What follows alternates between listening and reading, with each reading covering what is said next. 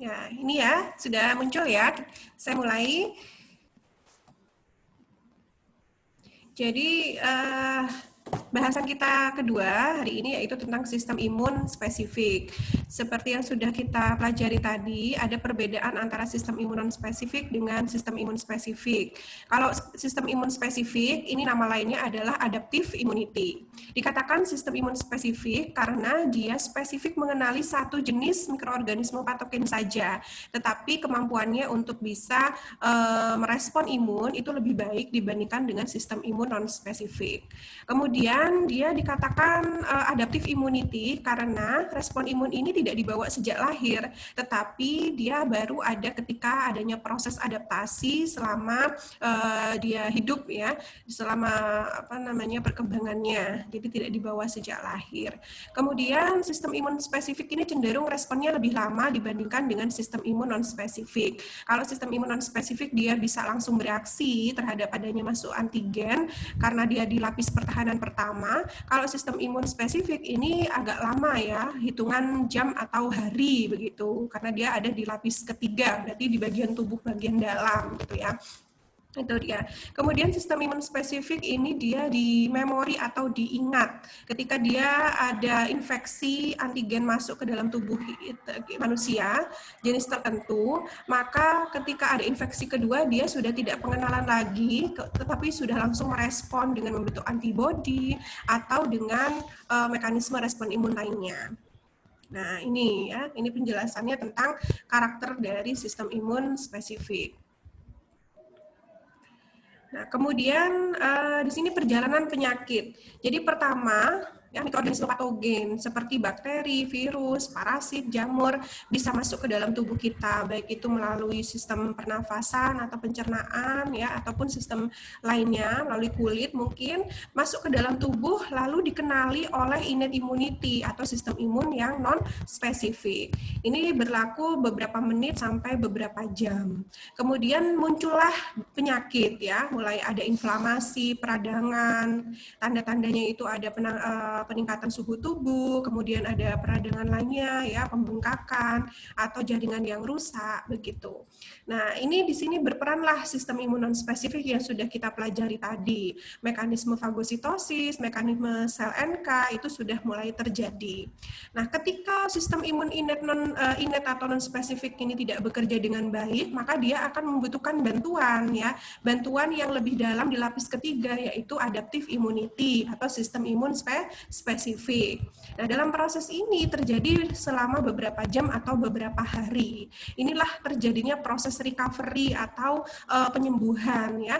Ketika adaptive immunity kita atau sistem imun spesifik kita kuat, maka terjadilah recovery atau penyembuhan. Tetapi kalau tidak berhasil, sistem imun spesifik kita, antibodinya tidak kuat, CTL-nya tidak kuat, T helper-nya tidak kuat, maka penyakit ini akan terus terjadi, begitu ya. Jadi ini penentuan. Kalau respon imun kita baik, maka kita akan sembuh. Kalau tidak, maka butuh yang namanya bantuan ya. Bantuan apa? Obat, terapi, begitu. Biasanya kalau adik-adik di rumah sakit panas gitu, biasanya kalau saat masih 1 hari ditunggu dulu ya sampai 3 hari baru ke dokter. Nah, ini sebetulnya memberikan waktu bagi tubuh kita untuk merespon imun, melawan dari tubuh kita sendiri gitu ya. Kalau sudah membaik maka tidak perlu antibiotik, tidak perlu penurun panas dan sebagainya seperti itu ya.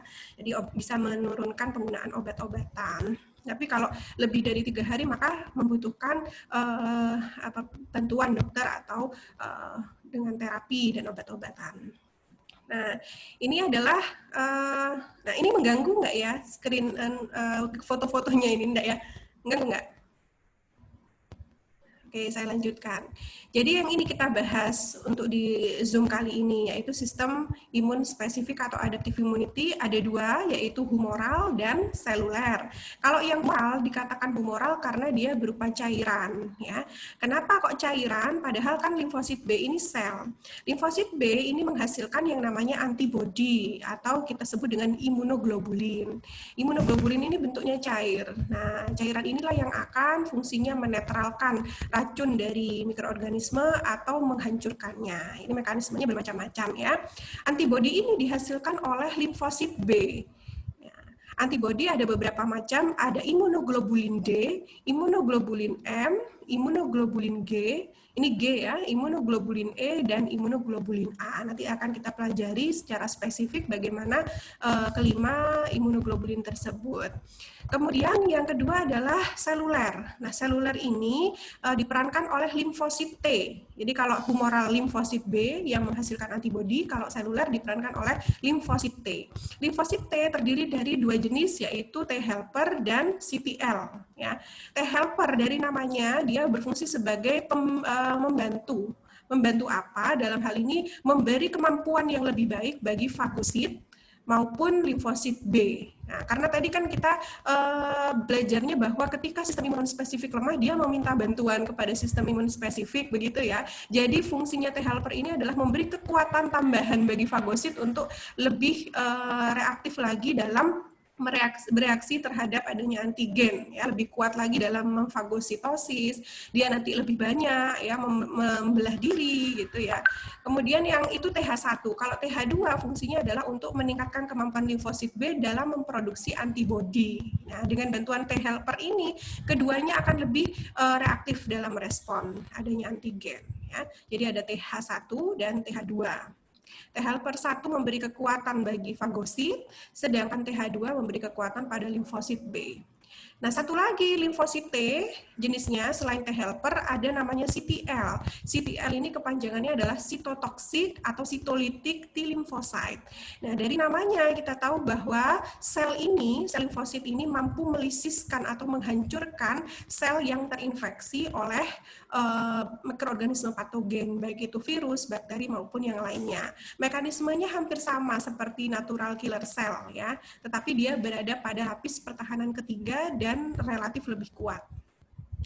Nah, sistem imun spesifik ini di memori. Di memori ini artinya dia ketika ada infeksi kedua, maka proses pengenalan akan lebih cepat dan dia akan memproduksi antibodi. Jadi antibodinya sudah ada di dalam tubuh. Misalnya ini ya, di kelas 5 SD kita sakit tipes gitu ya, kemudian disembuh, lalu di dalam tubuh kita sudah ada nih antibodi terhadap Salmonella typhi gitu. Kemudian ketika kita di SMP lalu terkena infeksi kedua, maka antibodinya ini sudah ada, kita lebih kuat lagi. Jadi gejala-gejala yang timbul di infeksi kedua itu tidak separah dengan infeksi yang pertama. Nah, ini sudah disinggung juga di presentasi sebelumnya ya, bahwa sistem imun spesifik itu pada lapis ketiga, ya, bagian tubuh yang lebih dalam, jaringan yang lebih dalam. Ini juga sudah. Nah, ini pembagiannya ya. Oke.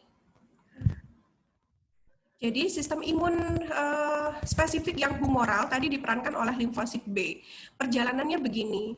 Jadi limfosit B ini akan menghancurkan atau akan mengatasi bakteri-bakteri yang ada di luar sel. Berarti yang ada di luar sel itu di mana? Bisa di sel darah atau di cairan ekstraseluler. Pokoknya bakteri ini belum masuk ke dalam sel. Yang berperan adalah sistem imun humoral. Gitu ya. Dengan cara apa? Nah, ini misalnya ada mikroba di dalam cairan ekstraseluler jaringan tubuh kita. Dia belum masuk ke dalam sel nih. Maka dari itu sel limfosit B ini akan mengenali mikroba tersebut melalui reseptornya. Nah, ini gambarnya reseptornya ya. Reseptor biasanya ada di dalam membran. Reseptor dari limfosit B dinamakan BCR. BCR itu adalah B cell receptor atau reseptor dari limfosit B. Kemudian dia mengenali, oh ada bakteri nih, ya. Setelah itu dia akan aktif si limfosit B ini. Ketika dia aktif, dia akan melakukan dua aktivitas. Yang pertama membelah diri, yang kedua dia akan mensekresikan antibodi, begitu ya. Nah, untuk bisa menghasilkan antibodi, limfosit B ini harus matang dulu menjadi sel plasma. Gitu. Jadi perjalanannya limfosit B ketika ada mikroba dia akan membelah diri jadi banyak, karena kan yang masuk ke dalam tubuh mikroba tidak hanya satu, jadi butuh banyak ya. Nah, proliferasinya tinggi, dia membelah diri, setelah membelah diri dia akan matang menjadi yang namanya sel plasma. Nah, sel plasma inilah yang akan menghasilkan antibodi. Jadi kalau limfosit B belum menjadi sel plasma, berarti dia belum bisa mensekresikan antibodi. Nah, antibodi di sinilah yang dimaksud humoral immunity. Dia akan menetralkan racun bakteri, dia akan merusak bakteri, begitu ya. Jadi yang akan aktif ini adalah antibodinya. dia memblok dari pertumbuhan bakteri, pertahanan bakteri, dan seterusnya yang jadi aktif. Kemudian yang kedua adalah limfosit T. Limfosit T seperti yang Bu Martina jelaskan tadi ada dua, ada T helper, ada CTL ya. T helper fungsinya adalah untuk memberikan kekuatan respon imun bagi sel yang lain. Nah, di mana T helper itu ada TH1 dan TH2 gitu ya. TH1 dia akan memberikan kekuatan bagi fagosit. Ini contohnya di gambar ini adalah TH1 ya. Nah, ini misalnya fagosit. Nah, ini nyambung adik-adik dengan non-spesifik yang tadi. Saya jelaskan tadi, ketika fagositosis berhasil dilakukan, maka proses selesai ya. Bakteri-bakteri, sisa-sisa debris-debrisnya akan dibawa komplement ke hati untuk ditimbun dan diuraikan. Tapi kalau misalnya tidak berhasil, bagaimana? Ketika fagosit tidak berhasil, maka dia akan meminta pertolongan kepada sistem imun spesifik gitu melalui T helper ini ya, melalui TH1. Caranya adalah si fagosit tadi ini akan berubah menjadi yang namanya APC ya, dicatat ya, berubah menjadi APC. Apa itu APC? APC singkatan dari antigen presenting cell. Jadi sel yang mempresentasikan antigen gitu. Nah, dipresentasikan tuh seperti kalian mempresentasikan PPT ya. Jadi di sini nanti ditunjukkan, ini loh bakteri-bakteri gitu. Siapa yang mau menghancurkan begitu? Ada yang mau menolong saya begitu ya, ibaratnya seperti itu. Jadi dia sebagai APC. Nah, untuk bisa menampilkan bakteri ini keluar, dia punya molekul yang namanya MHC. Ya, nanti bisa dilihat di PPT saya. MHC itu adalah singkatan dari Major Histocompatibility Complex. Nah, MHC inilah yang akan mengikat material bakteri, kemudian mempresentasikannya keluar. Ya, kemudian ditunjuk-tunjukkan begitu ya. Setelah ditunjuk-tunjukkan, maka TH1 ini akan mendekat kepada fagosit yang minta tolong tadi ya. Kemudian dikenali. Nah, ini berikatan antara fagosit dengan T helper. Nah, sini saya bantu begitu ya, si bahasanya T helper TH1. Bagaimana caranya membantu? Ini dia perlekatan antara reseptornya si T helper dengan MHC dari APC tadi yang membawa material bakteri. Oh, bakteri jenis ini gitu ya, siap, saya akan membantu kamu gitu ya. Cara membantunya gimana? Nah, si T helper 1 akan mengirimkan yang namanya sitokin. Nah, masih ingat penjelasan saya yang non-spesifik ya? Sitokin ini adalah molekul biokimia yang dia nantinya akan meningkatkan kemampuan respon imun dari setiap komponen imun gitu. Yang dihasilkan macam-macam, ada interleukin, ada interferon, biasanya dari T helper ini interleukin. Nah, interleukin nanti dikirim ke sini. Ya, dikirim ke fagosit. Fagosit akan menerima interleukin sehingga kemampuannya untuk melisiskan bakteri ini bisa menjadi lebih tinggi. Gitu. Jadi mikrobanya akan mampu untuk dihancurkan oleh si fagosit. Selain itu, sitokin yang dikirimkan oleh T helper ini memberikan kemampuan bagi fagosit untuk membelah diri. Saya katakan tadi mikroba yang masuk ke dalam tubuh tidak hanya satu, bisa ratusan, bisa ribuan. Dengan kemampuannya bisa membelah diri, maka fagosit ini akan bisa menghambat semua mikroorganisme yang datang ke dalam tubuh manusia. Gitu. Nah, kalau TH2 bagaimana, Bu? TH2 serupa dengan TH1. Kalau TH2 dia kerjanya membantu limfosit B. Ya, kalau TH1 kerjanya membantu fagosit ya, dalam memfagosit. Jadi gambarannya adalah ketika TH2 berperan, maka dia akan meningkatkan kemampuan dari limfosit B untuk bisa membelah diri dan memproduksi antibodi lebih banyak. Jadi itu dikatakan sebagai T helper. Paham ya sampai di sini ya? Jadi nyambung antara non-spesifik, kalau nggak kuat, nggak bisa, dia nanti akan meminta tolong terhadap sistem imun yang spesifik dengan bantuan siapa tadi namanya MHC. MHC ini Major Histocompatibility Complex yang mengkomunikasikan permintaan atau permohonan bantuan dari non-spesifik ke spesifik. MHC ada dua jenis, nanti kita akan bahas di minggu depan, MHC kelas 1 dan MHC kelas 2. Begitu ya, di pelan-pelan kita akan membahasnya. Sampai di sini T helper ada pertanyaan? Belum ada ya? Nah, kita lanjut sekarang ke limfosit T yang kedua, yaitu sitolitik atau CTL ya, sitolitik T lymphocyte. Ada yang menyebut cytotoxic T lymphocyte. Jadi pada intinya dia akan T lymphocyte atau limfosit T yang akan menghancurkan atau melisiskan sel yang terinfeksi oleh virus ya, ataupun bakteri intraseluler. Begitu. Berarti kerjanya dari limfosit T itu menghancurkan bakteri-bakteri yang ada di dalam sel. Itu bedanya dia dengan limfosit B. Kalau limfosit B menghancurkan mikroorganisme yang ada di luar sel, kalau limfosit T menghancurkan mikroorganisme yang ada di dalam sel. Gitu ya. Nah, kalau virus ini cenderung dihancurkan oleh bakteri, sistem imun humoral atau seluler. Ya, kebanyakan seluler, ya, tetapi juga ada virus-virus yang masih di luar, belum masuk ke dalam sel, itu pun juga akan dihancurkan oleh antibodi, begitu ya. Nah, kembali lagi ke sini CTL. CTL bagaimana cara atau aksi daripada CTL? Hampir sama seperti natural killer cell, gitu. Jadi ceritanya ini ada sel yang di dalamnya ada virusnya, atau ada bakterinya. Kemudian CTL ini akan mendekat ke sel tadi, ke sel yang terinfeksi. Kemudian dia akan mengirimkan sitokin yang akan menyebabkan sel itu menjadi lisis atau rusak, begitu. Ya. Nah, ini ada gambar yang mengilustrasikan bahwasanya fungsi daripada limfosit B itu dia menghancurkan, menyerang sel-sel yang ada di luar, outside of the cell, sedangkan limfosit T itu lebih banyak menyerang sel-sel yang sudah masuk ke dalam sel.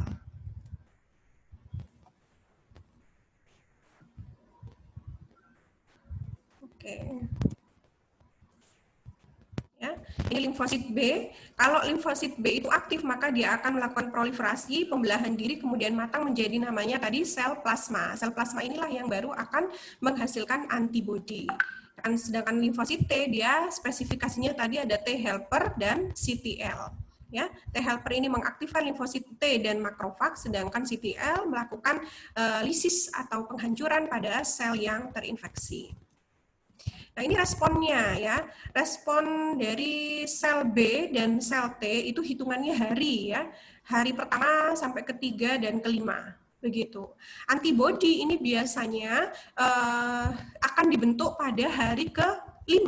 Jadi adik-adik kalau mungkin kasusnya COVID saat ini ya pernah melakukan rapid test barangkali ya, kalau terinfeksi hari pertama antibodi IgG IgM ini tidak akan terdeteksi. Jadi kalau adik-adik rapid test itu biasanya hasilnya non reaktif. Tapi sudah ada gejala-gejala misalkan seperti itu. Kalau dilakukan swab PCR maka akan terdeteksi positif di situ. Gitu. Jadi sebetulnya untuk diagnosis yang pertama kali dilakukan yang spesifik itu memang tes swab gitu ya, baru antibody ya atau rapid test dengan mendeteksi IgG atau IgM begitu.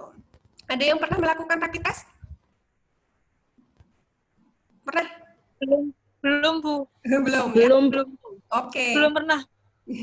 Mungkin yang pernah atau saya sendiri belum Bu. Ya, itu kalau rapid test itu ada IgG, ada IgM ya, hasilnya adalah reaktif atau non reaktif. Reaktif ini berarti ada antibodi di dalam tubuhnya. Kalau ada antibodi di dalam tubuhnya ada kemungkinan dia terinfeksi. Tetapi kelemahannya kalau rapid test itu cenderung kadang tidak spesifik, bisa jadi terjadi reaksi silang yang terdeteksi itu bukan virus COVID-19, barangkali adalah virus corona jenis lain yang terdeteksi karena dia memang pembuatan kitnya tidak spesifik, harus dengan konfirmasi swab test atau PCR begitu. Dari sini kita bisa tahu bahwa antibodi ini terekspresi pada hari kelima ya. Nah, bagi adik-adik yang mungkin reaktif ini kan ada IgG, ada IgM. Kalau infeksi itu pertama kali terjadi, maka yang bereaksi adalah IgM-nya. Nah, IgM ini pada hari kelima akan muncul, kemudian bertahan sampai hari ke-14, kemudian dia turun. Nah, kemudian dilanjutkan dengan IgG. IgG ini yang akan bertahan selama berbulan-bulan dan bertahun-tahun barangkali ya, seperti itu. Jadi ketika di bulan Juni misalnya dia tes rapid test ya IgM-nya positif, IgG-nya negatif, barangkali di bulan September nanti IgG-nya negatif, IgM-nya negatif, IgG-nya positif ya atau reaktif begitu. Itu nggak masalah. Walaupun nggak ada gejala berarti nggak apa-apa ya. Karena di dalam tubuhnya sudah ada antibodi dan sudah tidak menular. Jadi kalau IgM-nya positif atau reaktif, IgG-nya negatif, ini berarti infeksi pertama.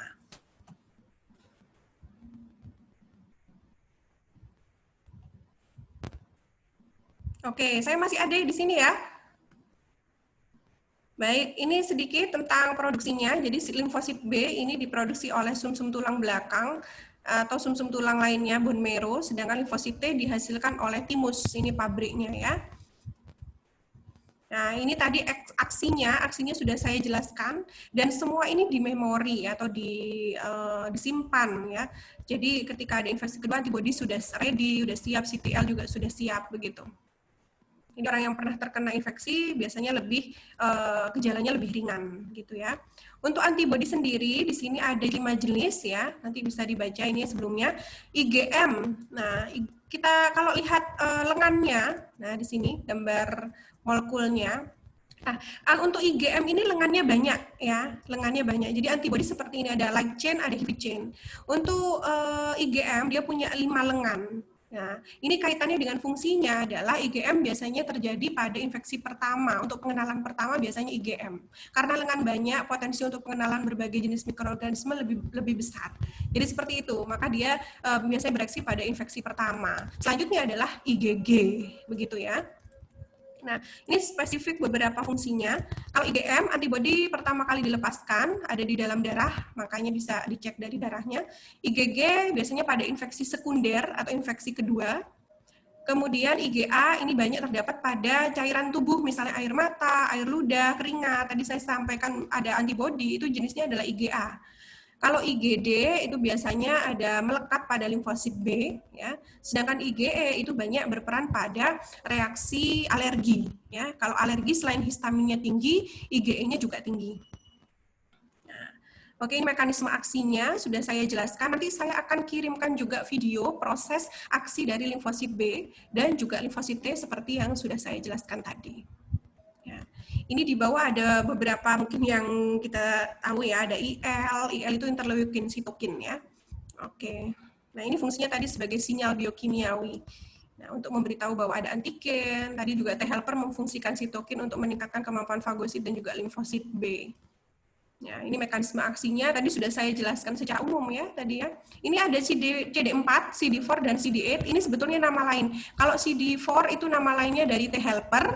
Kalau CD8 itu adalah nama lain dari CTL.